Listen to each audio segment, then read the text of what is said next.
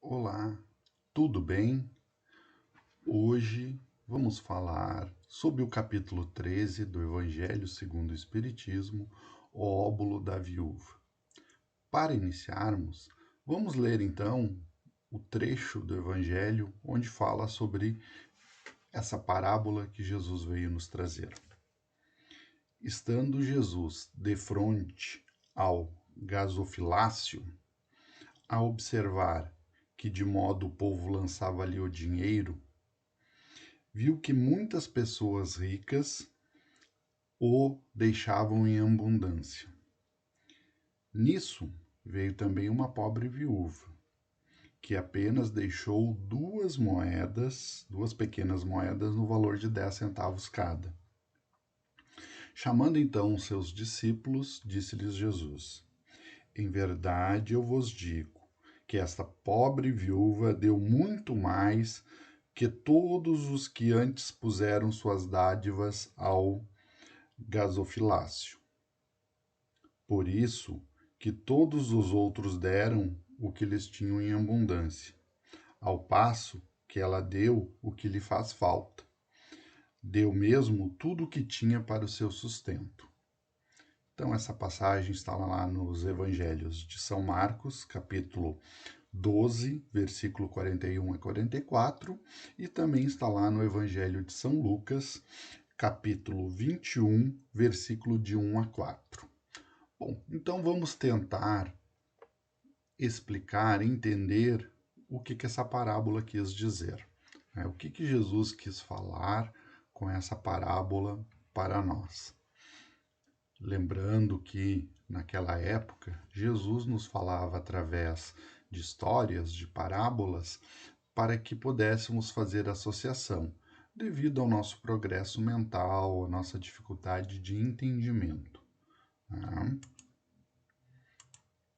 Bom, para que possamos entender essa parábola com nomes tão, palavras, fora do nosso vocabulário do cotidiano, precisamos entender então o que significa.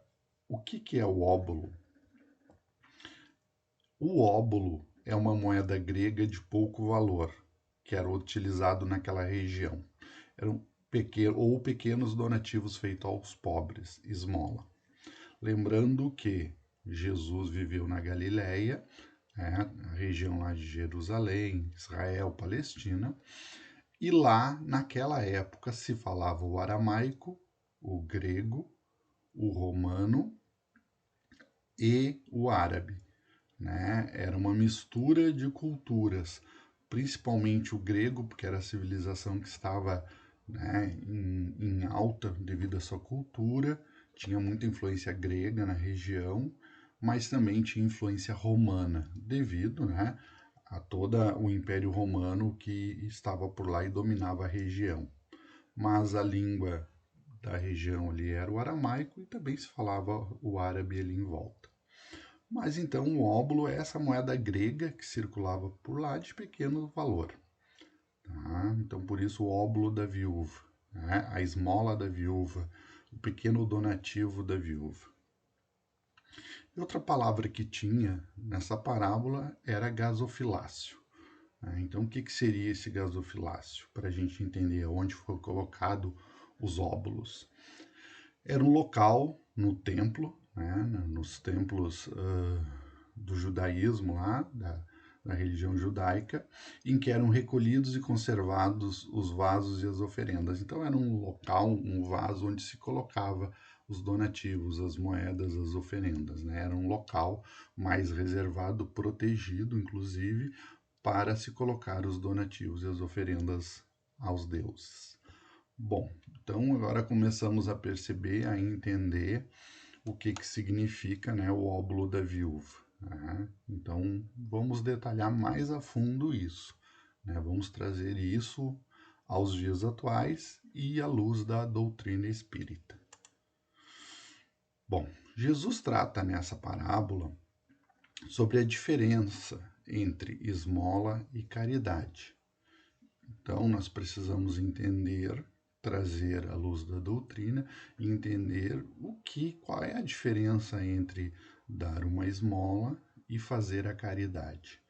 Principalmente essa lição é de extrema importância nos dias atuais, porque há uma confusão, né? A gente confunde-se muito o que é esmola e caridade, até onde é a esmola, até onde é a caridade. Então nós vamos tentar trazer aí à luz da doutrina espírita o que significa cada coisa e o que essa parábola quis nos trazer de lição. Importante, a gente olha uma parábola com 4 versículos, tão pequena, e nós vamos aprofundá-la, e nós vamos desenvolvê-la, e a gente vê quantas lições Jesus quis trazer, né? Quanta profundidade tinha em qualquer mensagem de Cristo, né? As mensagens de Cristo, elas não eram por acaso. Ele não podia falar abertamente tudo pelo nosso desenvolvimento, né? Estávamos lá no jardim de infância, não tínhamos um entendimento, cultura, ciência, estava tudo atrasado. Mas ele podia dar uma pincelada para a gente, né? Ele podia dar uma pincelada, mas as suas pinceladas eram tão bem feitas que se tu filosofasse, né, fizesse questionamentos, tu ia aprofundar isso com uma profundidade gigantesca. Bom, vamos tentar entender então o que Jesus nos trouxe. Primeiro precisamos entender o que é esmola, né? Esmola é tudo aquilo que se dá, como por exemplo, remédio, comida, dinheiro, roupas, donativos, tudo, todos os objetos, na verdade é o objeto, é o objeto que se dá, é aquilo que a gente dá, uma cadeira de roda, uma sacola de rancho, eu vou doar uma cama, eu vou entregar para a pessoa um prato de comida, então é tudo aquilo que se entrega, né? Tudo aquilo que se dá. Então isso é esmola. Caridade, que é o que o Cristo veio nos trazer, já é uma coisa muito mais profunda. Então, caridade é o sentimento do amor, é o sentimento, é a intenção que se emprega para tentar doar ao próximo, né? Não é o amor a si próprio, que aí a gente chamamos de egoísmo, mas sim todo o sentimento que a gente entrega para o próximo. Então, quando eu entrego um prato de comida para alguém que está faminto, é esse sentimento de saciar a fome do próximo, né? De se sentir feliz saciando a fome do próximo. Então, a caridade ela é muito mais abrangente, ela é o amor, é o sentimento que se tem no ato de servir ao próximo. Então, a gente vê bem a grande diferença, né? É muito fácil dar esmola, mas é muito mais difícil fazer a caridade. A esmola é muito fácil tu dar. Tu sai na rua, tu sai dando esmola torto e direito. Mas a caridade é uma coisa de uma profundidade gigantesca. Mas nós vamos aprofundar isso ainda mais. Vamos tentar entender isso um pouco mais. Tá? Bom, para nos ajudar a trazer isso numa profundidade maior, eu gosto muito de uma explicação que o Rodolfo Caligares faz em seu livro As Leis Morais. Esse livro ele está explicando, detalhando as leis morais recebidas no terceiro tomo do Livro dos Espíritos, que resume que pode haver, primeiro, esmola sem caridade. Pode haver esmola com caridade. E pode haver caridade sem esmola. Vejam bem a profundidade disso, né? Então, o Rodolfo Caligares, ele é bem didático, ele traz isso para os dias atuais de uma forma bem didática, para a gente tentar compreender o que realmente a gente está fazendo.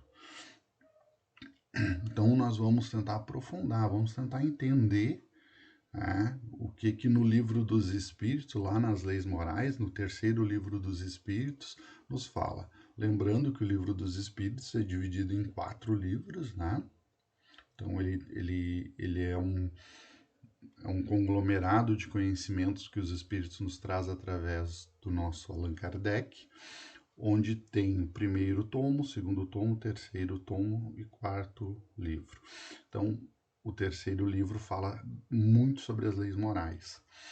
que depois vai estar detalhado no Evangelho segundo o Espiritismo. O Evangelho segundo o Espiritismo pega esse terceiro livro, as 10 leis morais que está lá, e debruça junto com as falas do Cristo, né? Trazendo as falas do Cristo para essas leis morais. Então é bem interessante. Bom, vamos tentar entender, vamos tentar compreender.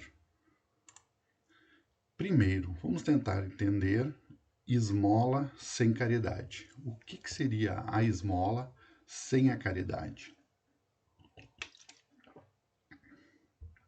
Pelas fotos dá mais ou menos para se ter uma ideia, né? Então, são auxílios dados com fins propagandísticos, ou seja, para fazer cartaz em períodos eleitorais ou comerciais. Então, é aquela pessoa que reúne cesta básica e dá, mas precisa bater foto porque ele precisa postar nas redes sociais, porque ele é candidato a vereador, ele é candidato a deputado. Né? Isso acontece muito nos períodos eleitorais. Então eu distribuo sacolas de alimentos, mas eu preciso bater foto, preciso postar isso no Instagram, no Facebook, né, nas mídias sociais, para mim receber votos. Então o fim, a intenção que eu tenho não é nem tanto ajudar. Eu digo que eu faço a caridade, mas na verdade eu quero é mostrar para as pessoas, né, que eu sou bom, que eu sou, como eu sou bondoso, e angariar os votos para mim. Ou pior ainda, eu dou, né, com intenção de humilhar ou de querer dar lição de moral. Como nem na primeira foto, né, a família, uma mãe com vários filhos famintos ali, estrupiados, e uma mulher né, com condições, ela dá anticoncepcional para parar de fazer filho. Né? A pessoa não precisa disso, a pessoa precisa de um prato de alimento, um abraço, um acolhimento. Né? Ela não faz filho porque ela quer. Né? Às vezes até por desconhecimento, falta de conhecimento das métodos anticoncepcionais. Então, não nos cabe humilhar, não nos cabe fazer a humilhação da pessoa. Então, isso aí é a legítima esmola totalmente sem caridade, sem amor, sem sentimento. Então, Rodolfo Caligares ele é bem incisivo nisso e eu achei que ele pegou de forma bem prática essa questão. Vamos para a próxima.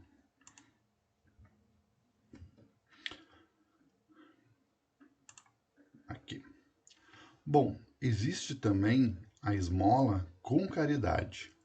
Aí precisamos verificar, porque ela é um pouco mais abrangente. Então, a esmola com a caridade, existe uma escala progressiva de mérito, não em função do valor distribuído, da coisa distribuída, do objeto distribuído, mas sim pelo estado da alma, pelo sentimento que se emprega. Então é uma escala bem legal que Rodolfo Caligares faz. Ele faz, são 7 escalas, 2 são muito iguais, eu aproximei para ficar só 6, mas ele entende, ele coloca 7 ali, uma ele divide em 2. Mas para facilitar o nosso entendimento, nós vamos aí adotar apenas 6. A primeira delas, né? Vamos ver que escalas são essas de intenções, né, de caridade. Doações quando solicitadas, mas nós ficamos esperando os doadores prova de gratidão dos infelizes aos quais favoreceram. Então, eu dou a doação quando solicitada, eu faço a doação quando é solicitada, mas eu fico esperando ali dos doadores provas das gratidão. Ou seja, eu quero receber a gratidão deles, eu quero receber o retorno deles. Vamos lembrar que essa é a verdadeira caridade, né? Eu vou doar alguma coisa só quando me é solicitado e ainda eu quero a gratidão aqui. Então a gente já recebeu tudo que tinha para receber aqui, né? Então não ganhamos nada, não levamos nada de mérito nisso, não existe a meritocracia, não existe um mérito em fazer isso. Né? Nós já recebemos o bem, a gente queria doar, mas receber a gratidão aqui. Tá feito, eu doei e recebi a gratidão, tá pago, tá 0 a 0. Né? Isso não alimenta a alma de forma nenhuma, né? Não engrandece a alma de forma nenhuma. A segunda delas é a esmola, cujos autores, enquanto não contem com a gratidão imediata dos homens, têm como certo merecedores do paraíso. Ela é um pouco diferente da primeira. Bom, eu vou ajudar, eu vou dar, mas enquanto eu não contar com a gratidão daqueles no qual eu ajudei, eu vou querer, eu tenho certeza que eu vou para o paraíso, eu tenho certeza que eu vou para o céu. Eu mereço o céu, tenho certeza que eu vou para o céu. Porque eu fiz o bem, eu fiz a caridade. Então é o pensamento de que eu preciso fazer o bem para ir para o céu, para ter a recompensa. Eu não faço o bem para ajudar ao próximo, para me sentir feliz vendo o próximo bem. Não é com a intenção de satisfazer ao próximo, de atender ao próximo, de acolher ao próximo. É com a intenção de merecer o paraíso. Eu vou dar esmola, mas eu vou estar lá no paraíso. Eu tenho certeza que eu vou para o céu. Então eu já estou esperando um céu, um paraíso de retorno, né? Então eu estou cobrando já a minha caridade, a minha esmola, tem uma cobrança, né? Nem que seja no subconsciente, mas eu estou cobrando. Bom, eu vou doar, mas eu tenho certeza que se não me agradecerem aqui, eu estou no céu. Eu vou para o céu. Né? Então, a caridade com esse tipo de meritocracia. A terceira são doações espontâneas, quando eu vou lá e dou, porém não na justa medida dos recursos que eu dispunha para esmoler ou para doar. Isso é uma outra questão. Né? Às vezes a gente tem que diferenciar o necessário do supérfluo, né? Na nossa casa, no nosso lar, na nossa família. Muitas vezes nós temos muitos supérfluos, muitas coisas que não necessitamos, que nem usamos, e nós até fizemos doação, mas eu vou doar só o que não me presta mais, só os restos, os dejetos, aquilo que eu quero me livrar. Eu tenho um sofá ali que eu não uso mais, eu vou trocar o sofá da casa, aí eu vou doar. Não, tenho um sofá aqui para doar, eu tenho isso para doar. Ou seja, eu faço as doações espontâneas, mas porém é só de resto, de sobra. Tem umas roupas furadas ali, tem umas roupas rasgadas, tem uns tênis que não dá mais, chega a tá imundo. Eu vou doar isso aí pros pobres, algum pobrezinho vai ficar feliz em receber. Então é esse o pensamento. Muitas vezes nós temos uma condição muito boa, nós temos uma vida farta, fomos agraciados, né? Somos merecedores, até porque trabalhamos, porque conseguimos trabalhar, porque estudamos e alcançamos uma graduação e alcançamos serviços que remuneram melhor. E aí nós temos uma vida muito confortável, uma vida plena, com muito conforto, muito luxo, muita coisa boa. Mas nós só doamos, nós só aquilo que nos sobra extremamente resto, né? Então temos que analisar a meritocracia disso. Temos que verificar se essa é a verdadeira doação, né? Se essa é a verdadeira caridade. Vamos para a quarta. Bom, existe na quarta doações são dadas com alegria e em acordo com as possibilidades de quem as dá, mas de forma que o favorecido saiba a procedência do favor recebido. Muitas vezes nós damos com alegria, com satisfação, de acordo com as nossas possibilidades, com aquilo que realmente a gente pode doar e consegue, muitas vezes repartindo da nossa casa, mas eu quero que o favorecido saiba que foi eu que doei. Eu quero que o meu nome esteja lá.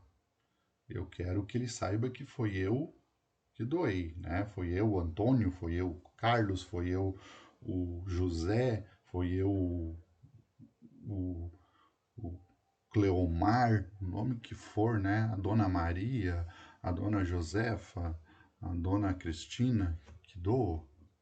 Então eu quero que ele saiba que foi o meu nome que doou. Então eu não consigo fazer isso de forma anônima. Então tem a meritocracia disso, né? Até esse capítulo do Evangelho, o capítulo 13, o título do capítulo ele é bem sugestivo. Não saiba a vossa mão esquerda o que dá a vossa mão direita. Então, quanto mais anônimo a gente conseguir fazer, melhor. Bom, e a quinta? Vamos para a quinta. Aqueles que fazem em absoluto anonimato e de tal maneira que ninguém possa identificar o filantropo. Já é uma outra meritocracia, né? Nós já estamos falando de um outro nível, né? Então, na quinta, lá no quinto degrau, mais acima, então são pessoas que realmente já começam a praticar a caridade no seu inteirinho, na sua íntegra, né? Então, eles fazem absoluto anonimato e de tal maneira que ninguém possa identificar quem é o filantropo. E a gente vê alguns exemplos disso na vida, né? A gente tem alguns exemplos disso por aí. Então, tem pessoas que a gente, muitos anos depois, muitas vezes já desencarnou, já faleceu, já está no mundo espiritual e a gente vai descobrir, putz, esse cara ajudava tal instituição, aquela instituição, o cara ajudou, doou dinheiro para construir metade do hospital, metade de uma santa casa de uma cidade. E a gente vai descobrir que o cara fez um monte de ações e a gente nem sonhava. Mas ele fez isso tudo no anonimato. Posteriormente, a família que abriu, que decidiu falar. Mas até então, enquanto ele estava vivo, ele não quis divulgação nenhuma, marketing nenhum sobre isso.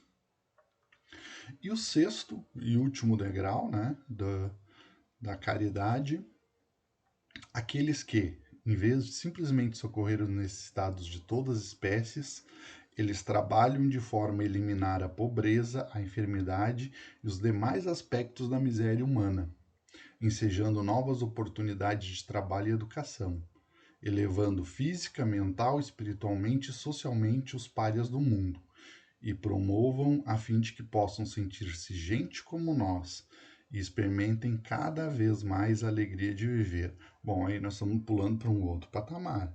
São pessoas que não só fazem a caridade ao seu redor, na sua comunidade, são pessoas que trabalham com muito afinco para mudar a realidade de muitas pessoas.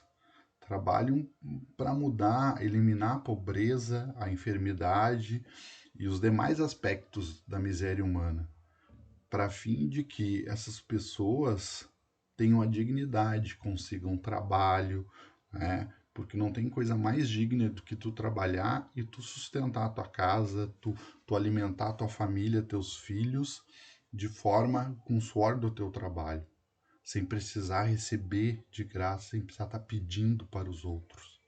Né? Então, tu começa a trabalhar a dignidade humana, a alegria de viver, né, do seu trabalho, buscando sentir-se, né, um ser humano, né, sentir-se gente.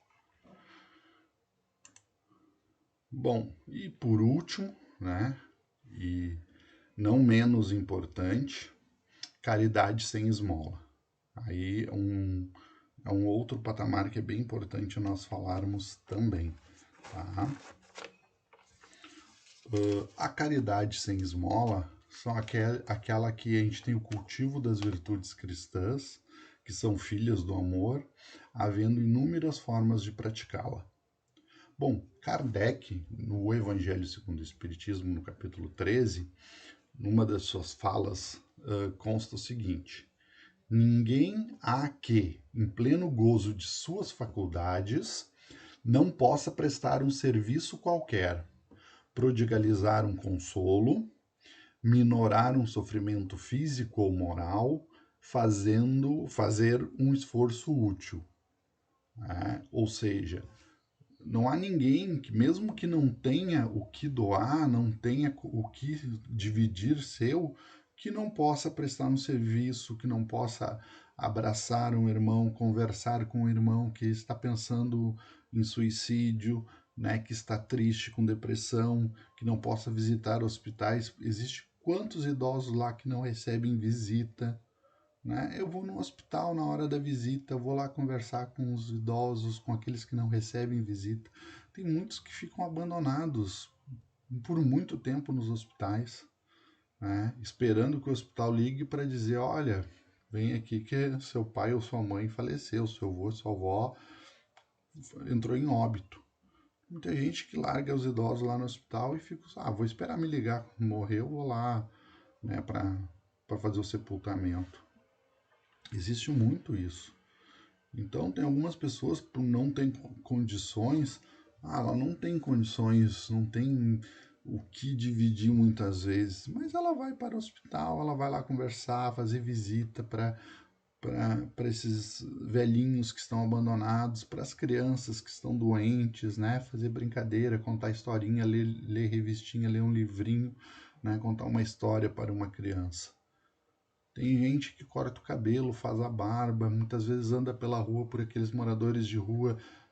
Quer fazer a barba, meu amigo? Eu vou fazer para ti de graça. Vão ali, fazem a barba, né? Ajudam com seu esforço, com seu trabalho. Né? Então, a gente tem que entender o seguinte: sem caridade não há fé. Não há fé, pois a fé é o mais do que a pura luminosidade que torna brilhante a alma caridosa. Então, quando a gente tem vontade de fazer o bem, não é o dinheiro que atrapalha, muitas vezes, é a nossa intenção. Muitas vezes a nossa intenção não nos impulsiona a fazer alguma coisa, né? Porque a gente pode fazer com o nosso esforço. Então, desse compêndio de lições aí de Kardec, que Rodolfo Caligari ele coloca de forma pedagógica para a gente, nós vimos 4 pontos bem importantes aí para nós finalizarmos o nosso trabalho de hoje. Nós vimos 4 pontos que são relevantes a gente revisar aqui. Aqueles que não fazem o bem, reclamando a falta de recursos próprios para tal, qual mérito haveria em somente fazer o bem estando em uma situação confortável? Ou seja, eu quero fazer o bem, mas primeiro eu quero estar bem. Eu quero receber da espiritualidade, então, condições de estar bem para poder fazer o bem. É esse o verdadeiro sentido da caridade.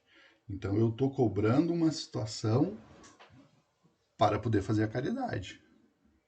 Eu estou cobrando da espiritualidade, eu estou cobrando do Cristo que não, me dá uma situação melhor que aí eu vou fazer o bem para o próximo. Então, a gente precisa refletir se realmente é essa a caridade. Segundo ponto bem importante, dar, com licença, dar ao nosso semelhante somente restos ou despojos da nossa casa. Sabemos distinguir a diferença entre o necessário e o supérfluo para viver? Eu realmente preciso de 10 camisas para vestir, como exemplo? Então nós precisamos começar a analisar na nossa casa o que é necessário e o que é supérfluo. Existem coisas que são necessárias, a gente precisa ter na nossa casa para a sobrevivência, para a manutenção da nossa família. Ok, mas existem muitas coisas que são supérfluas, que não há necessidade nenhuma. Então a gente tem necessidade disso? Então é essa análise que tem que fazer. E outra coisa é a questão quantitativa. Por exemplo, eu trabalho, preciso trabalhar de camisa, né? O meu serviço exige isso.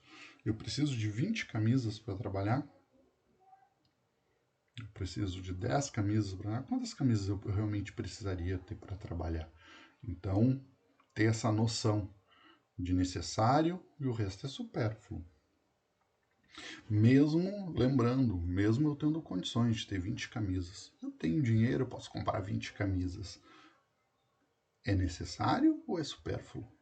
Dependente da condição que eu tenha. Terceiro item. Será que eu não consigo ter o esforço de angariar recursos para ajudar ao próximo em sua necessidade? Será que eu não posso doar pelo menos o meu tempo e trabalho numa campanha honesta? Quantos fazem campanhas que são campanhas honestas, Natal Solidário, né? Campanha de alimentos, para arrecadar alimentos, para doar aos necessitados? Será que eu não posso me envolver? Eu não posso doar o meu esforço, um pouco do meu tempo para isso? Será que eu não consigo fazer o mínimo? Então é isso que eu tenho que pensar, é isso que eu tenho que refletir. Será que eu consigo fazer um mínimo de esforço, de trabalho, de me doar para uma campanha honesta? E o quarto item, ajudar ao próximo com seu trabalho, esforço e suor. Exemplo, fazendo a barba, cortando o cabelo, dando banho, servindo comida, conversando, dando um abraço, né? Fazendo um acompanhamento, conversando, trocando ideias, visitando. Muitas vezes a pessoa precisa de uma visita, precisa de um bate-papo, de uma conversa. Então, a gente tem pontos importantes de reflexão sobre esmola e caridade, principalmente sobre a verdadeira caridade. Finalizando, então, né, nós temos que analisar o nosso país, a região onde nós estamos.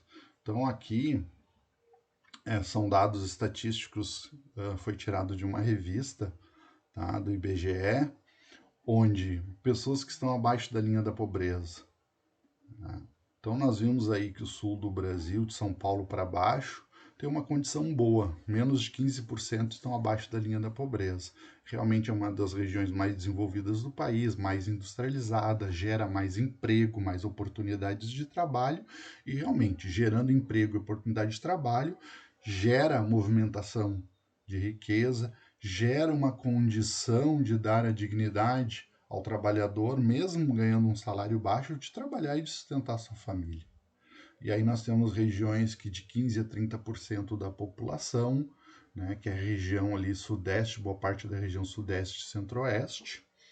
Nós temos boa parte da região nordeste ali com 30 a 45%, e nós temos talvez uma das regiões mais pobres do país, que é o norte do país, de extrema miséria, com mais de 45, quase mais da metade da população aí num estado de pobreza, né? E abaixo da linha da pobreza, mais de 45%. Né? Então, o que a gente fala abaixo da linha da pobreza é aqueles que realmente não têm, às vezes, nem o que comer, né? Não tem o que comer e o que vestir. Então, tem um vídeo rodando nas mídias sociais que entrevista um trabalhador rural, onde perguntam para ele, a mulher fala assim, muitas vezes eu encontro ele desmaiado, trabalhando na roça. Ah, por quê? Porque não comemos nada, porque não tivemos o que comer.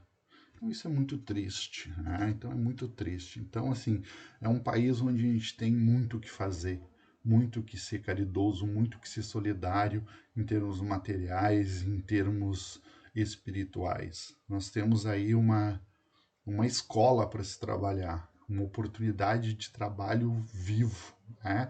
Pulsante, que nós podemos nos doar com, com atos, e ainda mais nessa época de pandemia, que se agravou demais essa pobreza, que agravou demais a miséria, a falta de emprego, né? O desemprego aumentou em níveis assustadores, o baixo movimento financeiro, o baixo movimento comercial fez com que os comércios tivessem uma queda bruta. Então, assim, nós estamos numa situação do país muito difícil, né? Muito penosa financeiramente. Então, cabe nós pensarmos o que a gente pode fazer pelo nosso semelhante. Pequenas ações, não estamos falando aqui de ações grandiosas, estamos falando de pequenas ações, ações na nossa comunidade, né? O que nós podemos fazer na nossa comunidade?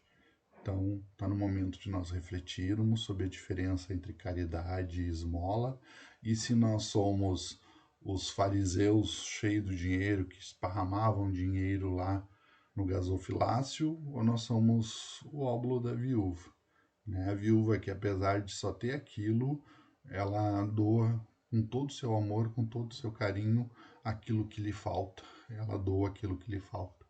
Então, nós precisamos analisar quem nós somos nesse momento em que o país precisa de nós, em que as pessoas precisam de nós, que a comunidade precisa de nós. Então nós precisamos pensar e refletir, né, se somos verdadeiramente cristãos, se somos trabalhadores do Cristo e fazer qualquer coisa. Não estamos falando só em pegar o nosso dinheiro e sair dando por aí, nós estamos falando em erguer arremangaçar as mangas e fazer algum tipo de trabalho, né? Mesmo com o tempo que nós temos, nós conseguimos arrumar um tempo para tanta coisa, podemos arrumar um tempo para fazer o bem. Meus irmãos, era essa a mensagem que tínhamos para hoje. Espero que todos pudessem refletir e entender conosco essa mensagem do Cristo sobre o óbolo da viúva, que fala tanto sobre a diferença de esmola e caridade, e que nós possamos entender o nosso papel na sociedade, o nosso papel na comunidade e principalmente como trabalhadores do Cristo, né? Como operários que estamos aqui para trabalhar para o Cristo, nessa escola que se chama vida e nesse planeta que é o Brasil, coração do mundo, pátria do Evangelho. Ele não é isso porque é o país mais rico do mundo. Ele é isso porque coloca pessoas aqui que precisam fazer a redenção. Esse país já redimiu muitos espíritos, né? No suor, no trabalho, na dificuldade. É assim que se forjam os verdadeiros guerreiros, né, do Cristo, o exército do Cristo, como ele falava, né? É aqui que se forja os verdadeiros soldados do Cristo, na dificuldade, na miséria, na ajuda ao próximo. Então nós temos que saber se realmente estamos nos forjando nesse momento de dificuldade do Brasil, coração do mundo, pátria do Evangelho, para se tornar um soldado de Cristo ou para continuar reencarnando, reencarnando, reencarnando e continuando na mesma situação. A decisão é nossa, né? Cristo nos faz o convite para que possamos mudar a nossa vida. Então, cabe a nós aceitar e começar a mudar a partir de hoje. Muito obrigado a todos e até a próxima. Fiquem com Deus.